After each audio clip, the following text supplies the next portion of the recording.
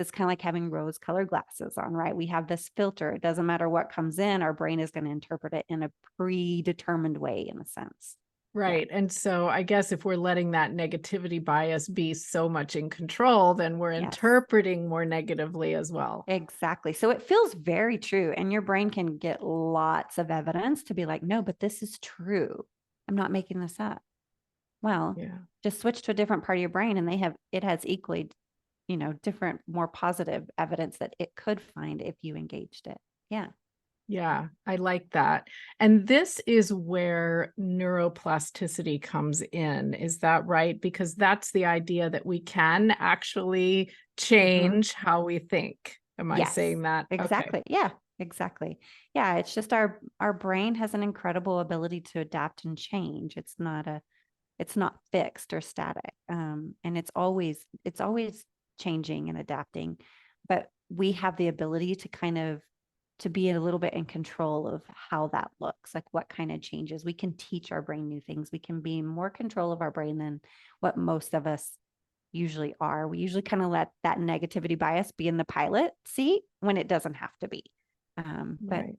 these aren't things that we learn in health class or growing up. We don't learn this in school. So unless you go into that, neuroscience or behavioral psychology or any of the social sciences, or in case you read lots of books, like this is not common knowledge. So of course, I mean, it makes sense that when that seems to be the really loud voice and we find lots of evidence for it, it just seems really true.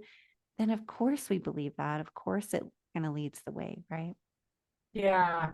And as you said, our brains are trying to keep us safe. So it probably feels deep down like these are good things to be thinking about because we want to be Mhm. safe. And so if no one's Yeah. telling us differently, then this is sort of the path we go down.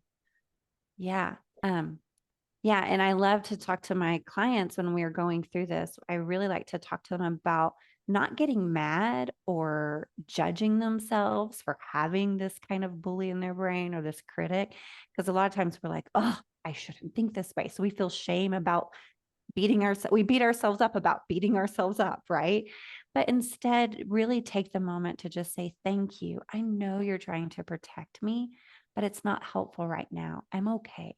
Or I'm willing to risk this. I'm willing to fail, right? Like there's ways to kind of quiet that bully without heaping shame and judgment on top of it. And so we don't need to feel bad that we have a negativity bias. It's the way we are created and designed. We don't need to feel bad that it pipes up and screams and yells because it thinks it's protecting us.